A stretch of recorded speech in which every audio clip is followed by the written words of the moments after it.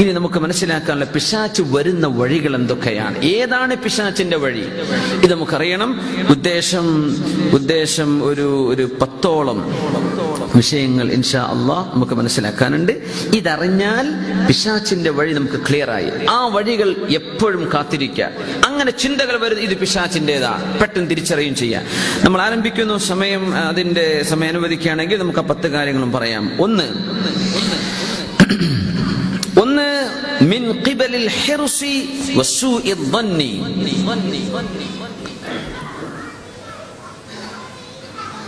നമുക്ക് അത്യാഗ്രഹം വരിക, ജീവിതത്തിൽ അത്യാഗ്രഹം വരിക, പൈസ ഉണ്ടാക്കണമെന്ന അതിയായ ആഗ്രഹം, കൊതി വരിക, പണത്തോടുള്ള ആർഭാടത്തോടുള്ള കൊതി, അത് മനസ്സിന് കളയണം. പൈസ വേണം, നിങ്ങൾക്ക് ദുനിയാവിലെ അള്ളാഹു അനുവദിച്ച ഹലാലുകളൊക്കെ എടുത്തോളൂ, ഒന്നും കുഴപ്പമില്ല, മനസ്സിലേക്ക് കൊടുക്കരുത്. കയ്യിൽ പൈസ തരണം പഠിച്ചോനെ, ഹൃദയത്തിലേക്ക് തരല്ലേ. ഖൽബ് നിന്നെ സ്നേഹിക്കാനുള്ളത്, അത് പൈസയെ സ്നേഹിക്കാനുള്ളതല്ല. മഹാനായ ഉസ്മാൻ ഇബ്നു അഫ്ഫാൻ റളിയല്ലാഹു തആല അൻഹുവാണ് സയ്യിദുസ് സുഹാദ്. സുഹദ് എന്ന് പറഞ്ഞാൽ പരിത്യാഗം എന്നാണ്, ത്യാഗിയായി ജീവിക്കുക, ദുനിയാവിന്റെ ആർഭാടങ്ങൾ ഉപേക്ഷിക്കുന്ന ആൾക്കാണ് സാഹിദ് എന്ന് പറയാ. ഈ സാഹിദീങ്ങളുടെ നേതാവാരാ?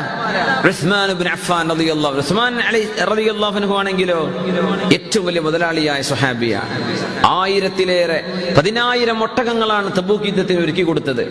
1000 ഒട്ടകപ്പുറത്തുള്ള സാധനങ്ങളാണ് ഫ്രീ ആയിട്ട് മദീനക്കാർക്ക് കൊടുത്തത്. അങ്ങനത്തെ മുതലാളിയാണ്. അവരായിരുന്നു ഏറ്റവും വലിയ സാഹിദ്. അതിനർത്ഥം പൈസ ഇല്ലാതിരിക്കുന്ന ഒരാളല്ല സാഹിദ്, അത് ഉണ്ടായിരിക്കെ തന്നെ അള്ളാഹുവിന് വേണ്ടി മാറ്റിവെക്കുന്നവർ, മനസ്സുകൊണ്ട് പൈസയെ സ്നേഹിക്കാത്തവർ, ഇവരെ സംബന്ധിച്ചാണ് സാഹിദ് എന്ന് പറയാന്. ഹിർസ് പാടില്ല, അത്യാഗ്രഹം വരിക. അള്ളാഹുവിന്റെ മാർഗത്തിലേക്ക് വല്ലതും ചോദിക്കുമ്പോഴേക്കും പടച്ചോനെ എന്റെ പൈസ പോയി പോവുമല്ലോ, ഇല്ലല്ല, അത് പോകില്ല, അത് വളരാനുള്ളതാണ്, അത് ലഭിക്കാനുള്ളതാണ്. അങ്ങനെ വരുമ്പോൾ നമ്മൾ അള്ളാഹുവിന്റെ വിശുദ്ധ ഖുർആനിലെ ഒരു ആയത്തെടുത്തത് മനസ്സിലാക്കണം. വമാ മിൻ ദാബത്തിൻ ഫിൽ അർളി ഇല്ലാ അലല്ലാഹി റിസ്ഖുഹാ. വമാ മിൻ ദാബത്തിൻ ഫിൽ അർളി ഇല്ലാ അലല്ലാഹി റിസ്ഖുഹാ. ഈ ഭൂമിയിൽ ജീവിക്കുന്ന ഏതൊരു ജീവിക്കും, ദാബ ഭൂമിയിലൂടെ സഞ്ചരിക്കുന്ന ജീവനുള്ള മനുഷ്യനും അല്ലാത്തവരുമായ എല്ലാറ്റിനും അവരുടെ റിസ്ക് അള്ളാഹു ഏറ്റെടുത്തിരിക്കുകയാണ്. അപ്പൊ എന്തിനാ പിന്നെ അത്യാഗ്രഹം? നമുക്കിടെ റിസ്ക് പടച്ച തമ്പുരാൻ ഏറ്റെടുത്ത വിഷയമാണ്. അതുകൊണ്ട് അത്യാഗ്രഹത്തെ നമ്മൾ തടയണം, അത് പിശാചിന്റെ വഴിയാണ്. മറ്റൊരു വിഷയം പിശാച് കൊണ്ടുവരുന്നത് മിൻ ഖിബലിൽ ഹയാതി വതൂലിൽ അമൽ. ഒരുപാട് കാലം ഞാൻ ജീവിക്കും എന്നൊരു തോന്നൽ മനസ്സിൽ ഇങ്ങനെ വരുന്നത്, ഇത് പിശാച് കൊണ്ടുവരുന്നതാണെന്നാണ്. നമ്മെ സംബന്ധിച്ചിടത്തോളം റസൂലുള്ളാഹി സ്വല്ലല്ലാഹു അലൈഹി വസല്ലം തങ്ങൾ പറയാണ്, ഞാനൊരു ശ്വാസം എടുത്തു വലിക്കുമ്പോൾ അടുത്തത് എനിക്ക് കിട്ടുമോ എന്നറിയാത്ത രീതിയിൽ ഒരു കാലെടുത്ത് വെച്ചാൽ അടുത്ത കാൽവെപ്പിലേക്ക് എനിക്ക് മരണം സംഭവിക്കുമോ എന്ന് ഞാൻ പേടിക്കുന്നു എന്ന് റസൂലുള്ളാഹി സ്വല്ലല്ലാഹു അലൈഹി വസല്ലം. ഹിർസും തൂലുൽ അമലും, ഒരുപാട് കാലം ജീവിക്കുമെന്ന ആ ഒരു വലിയ വലിയ പ്ലാനിങ്ങുകൾ ജീവിതത്തിൽ ചെയ്യുന്നത്, അത് പിശാചിന്റെ വഴിയാണ്. അല്ലാഹു തആല കാത്തുരക്ഷിക്കുമാറാകട്ടെ. അതിനെങ്ങനെ ചികിത്സിക്കാന്നറിയോ? പെട്ടെന്ന് മരണം വരും എന്ന് എപ്പോഴും ആലോചിക്കലാണ്. എപ്പോഴും വരും, എപ്പോഴും മരണം വരും.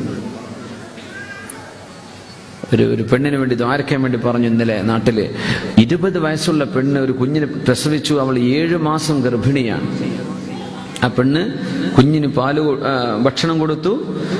7 മാസം ഗർഭിണിയായിരിക്കുന്ന പെൺകുട്ടി, 20 വയസ്സേ ആയിട്ടുള്ളൂ. അവളൊന്ന് കുമ്പിട്ട് ഇരിക്കുന്ന പോലെ തോന്നി, അവിടെ തന്നെ ഒരു സുജൂദിൽ വീഴുന്ന പോലെ അങ്ങ് വീണു, മരിച്ചു. 1.5 വയസ്സുള്ള കുട്ടി ആ ഉമ്മയെ ചോദിച്ച് കരയാണ്. നാട്ടില് നമ്മുടെ ചെർപ്പുളശ്ശേരി ഭാഗത്ത്. സുബ്ഹാനല്ലാഹ്. ഫുജ്അത്തുൽ. ആരെങ്കിലും ആലോചിക്കോ? പ്രത്യേകിച്ച് ഗർഭിണികളാകുമ്പോൾ ഡോക്ടർമാർ ചെക്ക് ചെയ്യുമല്ലോ, ഒരു കുഴപ്പം കണ്ടിട്ടില്ല. ഇടക്കിടക്ക് ഫ്രീക്വന്റ് ചെക്കപ്പ് ഉണ്ടാവുമല്ലോ, അതിലൊന്നൊരു കുഴപ്പമില്ല, എല്ലാം നോർമലാണ്. പക്ഷേ മരണം സംഭവിച്ചു. ഫുജ്അത്തുൽ മൗത്ത്. ഇത് അള്ളാഹു എല്ലാവർക്കും കൂടെ ഒരുമിച്ച് തരൂല. നമ്മുടെ ഇടയിൽ നമ്മൾ അറിയാനും ബോധിക്കാനും 1-2 കുടുംബങ്ങളിൽ, നമ്മുടെ പരിസരത്തുള്ള 1-2 ആളുകൾ, നമ്മുടെ ചുറ്റുപാട് നമ്മൾ അറിയുന്ന കുറച്ചാളുകൾ, ഇവരെ അള്ളാഹു കൊണ്ടുപോവുകയാണ്. എന്തിനെന്നറിയോ? നമുക്ക് ബോധം വരാൻ. ഫുജ്അത്തുൽ മൗത്ത്, പെട്ടെന്നുള്ള മരണം മുഅ്മിനായ മനുഷ്യനെ സംബന്ധിച്ചിടത്തോളം ആശ്വാസമാണ്. തിന്മ ചെയ്യുന്നവനെ സംബന്ധിച്ചിടത്തോളം അവന് ശിക്ഷയാണ്. ഒന്ന് പൊറുക്കലിനെ ചോദിക്കാൻ പറ്റാത്ത അവസ്ഥ വരും. മുഅ്മിനായ മനുഷ്യൻ എപ്പോഴും ഒരുങ്ങി നടക്കുകയാണ്, അള്ളാഹ് വിളിച്ചാൽ പോകാൻ റെഡിയാണ്. അങ്ങനത്തെവരെ സംബന്ധിച്ചിടത്തോളം പെട്ടെന്നുള്ള മരണം ഖൈറാണ്. കാരണം രോഗിയായി കിടന്ന് ബാക്കിയുള്ളവർക്ക് ഭാരമാവണ്ടല്ലോ എന്ന് ചിന്തിക്കാൻ പറ്റും. അപ്പൊ ഒരുപാട് കാലം ഞാൻ ജീവിക്കുമെന്ന ആ ഒരു ആഗ്രഹം വേണ്ട. ജീവിതത്തിൽ ഒരുപാട് നന്മകൾ ചെയ്യാൻ പ്ലാൻ ചെയ്തോളൂ. ജീവിതത്തിൽ നന്മകൾക്ക് പ്ലാൻ ചെയ്യാൻ പറ്റും എന്നല്ലാതെ കുറെ സുഖിക്കണം, എന്തൊക്കെയോ ചെയ്തു കൂട്ടണം, ഈ ലോകം ജീവിച്ച് മതിയായിട്ടില്ല. ഞാൻ ട്രെയിനിൽ യാത്ര ചെയ്യുമ്പോൾ നാട്ടില് നമ്മുടെ പരശുരാമല്ല ഏതോ ട്രെയിനിന് നമ്മുടെ മലബാർ ഭാഗത്ത് നിന്ന് കൊച്ചിയിലോട്ട് എറണാകുളത്തേക്ക് വരുന്ന സമയത്ത് ഒരു വയനാട് നിന്ന് വരുന്ന ഒരു ക്രിസ്ത്യാനി, അയാൾ സംസാരിക്കുന്നത് എന്റെ തൊട്ടപ്പുറത്തെ സീറ്റിൽ സംസാരിച്ചുകൊണ്ടിരിക്കുക. അയാൾ പറഞ്ഞു, എനിക്കിപ്പോ 60 വയസ്സായി. ആ വയനാടൻ മലയാളം ഭാഷ എനിക്ക് അറിയുന്നില്ല, പക്ഷെ എനിക്ക് ജീവിച്ച് കൊതി തീർന്നിട്ടില്ല. അപ്പൊ അയാൾ കൂടുതൽ ഫ്രണ്ട്സിനോടെ പറഞ്ഞു, ജീവിച്ച് കൊതി തീർന്നിട്ടില്ല. അപ്പൊ അയാളെ ജീവിതത്തിന്റെ ശൈലിക്ക് ഒരു കർഷകനാന്ന് തോന്നി അയാളെ കണ്ടപ്പോ എനിക്ക്. പക്ഷേ AC ക്ലാസ്സിലോ റിസർവേഷനിലോ എന്തോ ആയിരുന്നു. അപ്പൊ കുറച്ച് വകുപ്പൊക്കെ ഉള്ള ആളായിരിക്കണം. ഏതായിരുന്നാലും ആളിങ്ങനെ പറയാണ്, എനിക്ക് കൊതി തീർന്നിട്ടില്ല എന്റെ ജീവിതത്തിൽ. എനിക്കിപ്പോഴും എന്റെ യൗവനത്തെ ആ ഒരു ഊർജ്ജസ്വലതയും ഉന്മേഷവും എനിക്കിപ്പോഴും മരിക്കണമെന്ന് തോന്നുന്നില്ല. അങ്ങനെ എനിക്ക് ഭയങ്കര, എന്താണ് ഇയാൾ ഈ പറയണത് റബ്ബേ, എനിക്കും ഇപ്പോഴും മരിക്കാൻ ആയിട്ടില്ല, സമയമായിട്ടില്ല, എനിക്കത് മരിക്കാൻ ആഗ്രഹമേ തോന്നുന്നില്ല, ജീവിച്ച് മതിയായിട്ടില്ല. ആ ഒരു സർക്കിളിനെ ചുറ്റിപ്പറ്റി ഇയാൾ ഇങ്ങനെ സംസാരിച്ചു കൊണ്ടിരിക്കുകയാണ്. പക്ഷെ എനിക്ക് അയാളുമായി ഡയറക്റ്റ് ഇന്ററാക്ട് ചെയ്യാൻ പറ്റിയില്ല. പക്ഷെ മനുഷ്യരുടെ കാഴ്ചപ്പാടുകൾ നമുക്കിന് ഓർമ്മ വരും. ഇങ്ങനെ നമ്മൾ മതിയായില്ലല്ലോ, നമ്മൾ 50-60 വയസ്സാകുമ്പോഴേക്കാണ് വലിയ കൂറ്റൻ വീടുകളൊക്കെ നമ്മൾ ഉണ്ടാക്കുന്നത്, അല്ലേ? എന്താ അതിന്റെ അർത്ഥം? ഇനിയും ഒരുപാട് കാലം ജീവിക്കാനുള്ള ഒരു കാഴ്ചപ്പാട് നമ്മൾ അറിയാതെ അതിന്റെ ഉള്ളിലുണ്ട്. അൽ ഹിർസു വതൂലുൽ അമൽ. ജീവിതത്തിന് ഒരുപാട് കാലം ഞാൻ ജീവിക്കും, അതുകൊണ്ട് കുറെ കാലം തെറ്റ് ചെയ്ത് നടക്കുക, പിന്നെ ഒരു ഹജ്ജിന് പോകാം, പിന്നെ ഒരു ഉംറക്ക് പോകാം. ഹജ്ജ് കഴിഞ്ഞാൽ അള്ളാഹ് എല്ലാം പുറത്തുവരുന്നല്ലേ പറഞ്ഞത്. അതുകൊണ്ട് ഞാൻ 40-ാമത്തെ വയസ്സിൽ എന്ത് ചെയ്യും? ഹജ്ജ് ചെയ്തേക്കും, അങ്ങനെ നന്നായേക്കും. ഇത് പിശാച് പറയിപ്പിക്കുന്നതാണ്. നിനക്കെന്തറിഞ്ഞു 40? നീ 4 സെക്കൻഡുകൾക്ക് അടക്കം മരിക്കുമോ എന്ന് നീ അറിഞ്ഞില്ലല്ലോ. അതുകൊണ്ട് ഒരുപാട് ജീവിതത്തിൽ ആശ വരുത്തുന്നത് പിശാചാണ്. അതിനെ നിങ്ങൾ ചികിത്സിക്കണം.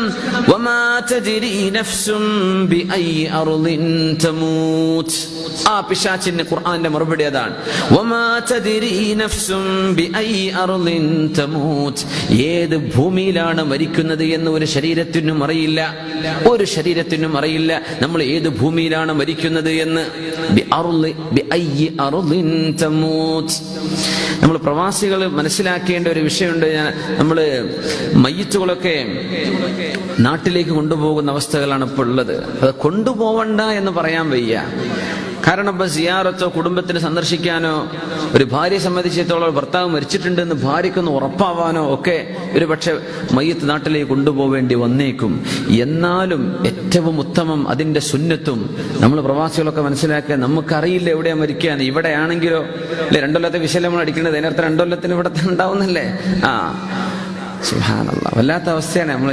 എനിക്കിതിങ്ങനെ കാണുമ്പോൾ എനിക്കിങ്ങനെ ഉള്ളിലിങ്ങനെ ബേജാറ് വരുന്നുണ്ട്. നമ്മൾ 1 കൊല്ലം അപ്പുറത്തേക്കൊക്കെ ഡേറ്റ് കൊടുക്കണത്. എന്ത് അവസ്ഥ, എന്ത് കണ്ട്. നൗഫൽ ഇപ്പൊ ചൂടാവും. നൗഫലിനോട് ഉസ്താദ് അങ്ങനെ ഒരു വേദ പറഞ്ഞിട്ടുണ്ടല്ലോ, അടുത്ത നിമിഷം എന്താ സംഭവിക്കാന്നല്ല, നിങ്ങൾ എന്താ 2017 ഡേറ്റ് കൊടുക്കുക, എന്താ ചെയ്യുക, നമുക്കറിയില്ല. ഞാൻ പറയും ഇൻഷാ അല്ലാഹ് ആയുസ് ഉണ്ടെങ്കിൽ, മരിച്ചിട്ടില്ലെങ്കിൽ അങ്ങനെ പറയാൻ പറ്റുള്ളൂ. എന്താ നമുക്കറിയില്ലല്ലോ. പടച്ച തമ്പുരാനെ, നമ്മൾ അടുത്ത നിമിഷമുണ്ടോ, നമ്മളുണ്ടോ, നിങ്ങളുണ്ടോ, ആരുണ്ടോ, ഒന്നും അറിയില്ല. വല്ലാത്തൊരു ലോകമാണ്, അല്ലേ? അല്ലാഹുവേ, നമ്മളൊരു ചെറുപ്പക്കാരനോട് മയ്യിത്ത് നിസ്കരിക്കാൻ ഉദ്ദേശിക്കുന്ന നമ്മുടെ ഡോക്ടർ നവാസ്, അല്ലേ, പ്രൊഫസർ നവാസ്, ഡൽഹി യൂണിവേഴ്സിറ്റിയിൽ ഉണ്ടായിരുന്ന നമ്മുടെ SKSF സമ്മേളനത്തിൽ സമർക്കന്ദിൽ അവിടെ 10-15 മിനിറ്റ് സംസാരിച്ചു പോയ ഒരു നല്ല ചെറുപ്പക്കാരൻ. എനിക്ക് വ്യക്തിപരമായിട്ട് അറിയില്ല, എൻ്റെ സുഹൃത്തുക്കളുടെ സുഹൃത്താണ്. ഏതായിരുന്നാലും അദ്ദേഹമൊക്കെ വളരെ ആ യങ് ഏജിൽ 2 കണ്ണുമില്ല, 2 അനിയന്മാർ അന്ധന്മാരാണ്. അവിടെ പെങ്ങൾ പഠിച്ചുകൊണ്ടിരിക്കുക വടകര ഭാഗത്ത്. ഇൻഷാ അല്ലാഹ് അവർക്ക് വേണ്ടി സഹായിക്കുക നമുക്ക് ചെയ്യണമെന്ന് വലിയ ആഗ്രഹമുണ്ട്. ഇൻഷാ അല്ലാഹ് എല്ലാവരും ആ വിഷയത്തിൽ സഹകരിക്കും വേണം. അവരുടെ കുട്ടികളെ പഠിപ്പിക്കും വേണം. വളരെ പാവപ്പെട്ട വീടില്ല, വീടിന് വേണ്ടി ഒക്കെ ഒരു ചെറിയൊരു സംവിധാനമൊക്കെ നാട്ടിലെ നമ്മുടെ സുഹൃത്തുക്കളെ കൂടി ചെയ്യുന്നുണ്ട്. അൽഹംദുലില്ലാഹ്, വിഷയം വിജയിക്കാൻ വേണ്ടി നിങ്ങൾ ദുആ ചെയ്യുന്ന അല്ലാഹു വിജയിപ്പിക്കട്ടെ. വളരെ ചെറുപ്പത്തിൽ, വളരെ യങ് ഏജിൽ അദ്ദേഹം ഒരു പ്രൊഫസറായിട്ട് ഡൽഹി യൂണിവേഴ്സിറ്റിയിൽ വർക്ക് ചെയ്യാണ്. പൊളിറ്റിക്കൽ സയൻസിൽ അധ്യാപകനായിട്ട്. 2 കണ്ണുമില്ല, നല്ല ദീനീ പ്രവർത്തകൻ. എന്തോ ഒരു വലിയ സൗഭാഗ്യം. അള്ളാഹു കൊണ്ടുപോയിരിക്കുകയാണ്. ബ്രെയിൻ ട്യൂമറായിരുന്നു വർഷങ്ങളോളം. പക്ഷെ അതാരോടും പറയാതെ കൊണ്ടു നടന്നു. അള്ളാഹുവിന്റെ വിളി കേട്ട് പോയിരിക്കുകയാണ്. അള്ളാഹു അദ്ദേഹത്തിന്റെ ഖബറിടം സ്വർഗ്ഗത്തോപ്പാക്കി കൊടുക്കുമാറാകട്ടെ. അള്ളാഹു സ്വർഗ്ഗത്തോപ്പാക്കി കൊടുക്കുമാറാകട്ടെ. ആ കുടുംബത്തിന് അള്ളാഹു ആശ്വാസം നൽകുമാറാകട്ടെ. ആമീൻ യാ റബ്ബൽ ആലമീൻ. സുഹൃത്തുക്കൾ പറയാണ്, അവർക്ക് അരമണിക്കൂർ സമയമാണ് സമർക്കന്തിൽ സംസാരിക്കാൻ വേണ്ടി കൊടുത്തത്. 15 മിനിറ്റാണ് അദ്ദേഹം സംസാരിച്ചത്. ആ ഒരു ബാക്കിയുള്ള 15 മിനിറ്റ് അദ്ദേഹത്തിന്റെ വേദന കൊണ്ട് സംസാരിക്കാൻ പറ്റിയിരുന്നില്ല. അത് ആരോടും പറയാതെ അദ്ദേഹം പെട്ടെന്ന് ഫെയിന്റഡ് ആയി പോകുമെന്ന് പേടിച്ച് ആ ഒരു 15 മിനിറ്റിന് സംസാരിച്ച് പെട്ടെന്ന് പോയതാണ്. ആ യാത്ര നേരെ മരണത്തിലേക്കായിരുന്നു. അദ്ദേഹത്തിന് വലിയ പ്രാർത്ഥനകൾ കിട്ടി, ഒരുപാട് ആളുകളുടെ ദുആ ലഭിച്ചു. അദ്ദേഹത്തിന്റെ നമ്മുടെയൊക്കെ ആഖിറം അല്ലാഹു നന്നാക്കി തരുമാറാകട്ടെ. നമുക്കറിയില്ല, മരണപ്പെടുകയാണെങ്കിൽ ഏറ്റവും നല്ലത് ആ ശരീരം ചൂടാറും മുമ്പ് എവിടെയാണോ മരിച്ചത് അവിടെ മറവ് ചെയ്യലാണ് ഏറ്റവും ഉത്തമം. പിന്നെ കാത്തുവെച്ചിരിക്കാതിരിക്കുക. അതുകൊണ്ട് വസിയത്ത് ചെയ്യാൻ പറ്റുന്നവരൊക്കെ, സുഹൃത്തുക്കളോടൊക്കെ അറിയിക്കാൻ പറ്റുന്നവർ, നമ്മൾ ഇവിടെ നിന്ന് മരിക്കുകയാണെങ്കിൽ ഇവിടെ മറവ് ചെയ്തോട്ടെ. അതല്ല നാട്ടിൽ തന്നെ പോയി കിടക്കണം, ഇവിടെ കിടക്കാൻ പേടിയാണ്, നാട്ടിൽ പോയി കിടന്ന സമാധാനം ഉണ്ട് എന്ന് തോന്നുന്നുണ്ടെങ്കിൽ നാട്ടിലായിക്കോട്ടെ. പക്ഷെ അതൊക്കെ ഒരുപാട് ചെലവും നമ്മുടെ എംബാം ചെയ്യിക്കുന്നത് ശരീരത്തിലൊരു മാറ്റം വരുത്തലൊക്കെ അല്ലേ. ശരീരം നമ്മളെ കേടുവരാതിരിക്കാൻ വേണ്ടി ചെയ്യുന്നതൊക്കെ അതൊരു മയ്യത്തിന്റെ ശരീരത്തെ അങ്ങനെയൊന്നും ചെയ്യാൻ പാടില്ല. അനാവശ്യമായിട്ട് ഒരു അത്യാവശ്യമായൊരു വിഷയത്തിലേക്ക് ആണെങ്കിലൊക്കെ നമ്മൾ ഇവിടെ മറവ് ചെയ്ത അള്ളാഹുവിന്റെ കഥ അതായിരിക്കുന്ന, നമ്മൾ നാട്ടിൽ എത്തേണ്ട ബോഡിയാണെങ്കിൽ നാട്ടിൽ എത്തിയിരിക്കും. അത് അപ്പൊ നമ്മൾ നാട്ടിലേക്ക് കൊണ്ടുപോകാൻ വേണ്ടി ഒരുപാട് ചെലവ് വരുത്തുന്നത്, അതിനുവേണ്ടി ആളുകളെ കാത്തു നിർത്തി എന്നിട്ട് മയ്യത്തൊക്കെ നാട്ടിലേക്ക് എത്തുമ്പോൾ വികൃതമായ അവസ്ഥയിലേക്ക് ശരീരം മാറിപ്പോകുന്നത്. നമ്മുടെ അടുത്ത് നമ്മുടെ സുഹൃത്തോടെ മരിച്ചില്ലേ, നമ്മുടെ KMCC-യുടെ പ്രവർത്തകനായ ഒരു സുഹൃത്ത്. അപ്പൊ നാട്ടിലെത്തിയിട്ട് പറയാതെ അദ്ദേഹമാണോ വേറെ ആളാണെന്ന് പോലും അറിയാത്ത അവസ്ഥയായി പോയി. സുബ്ഹാനല്ലാഹ്. അപ്പോ നമ്മൾ എവിടെയാ മരിക്കാന്നറിയില്ല. എവിടെ മരിച്ചാലും അതിന് റെഡിയായി നിന്നോളി. Be prepared. ഇത്രേ വിഷയമുള്ളൂ. എപ്പോഴും റെഡി ആയിരിക്കുക. അള്ളാഹുവിനോട് തൗബ ചെയ്ത് മടങ്ങുക. അള്ളാഹുവിലേക്ക് എപ്പോഴും പശ്ചാത്തപിച്ചുകൊണ്ടിരിക്കുക. പിശാച്ച് നമ്മളെ കൊണ്ട് ചെയ്യിപ്പിക്കുന്ന ഏറ്റവും വലിയ അവന്റെ ആയുധം ഇതാണ്. നീ ഇപ്പോഴൊന്നും മരിക്കൂല എന്ന് പറയാ. നീ എന്റെ മസിൽ നീ കാണില്ലേ, ഇപ്പോഴൊന്നും മരിക്കൂല.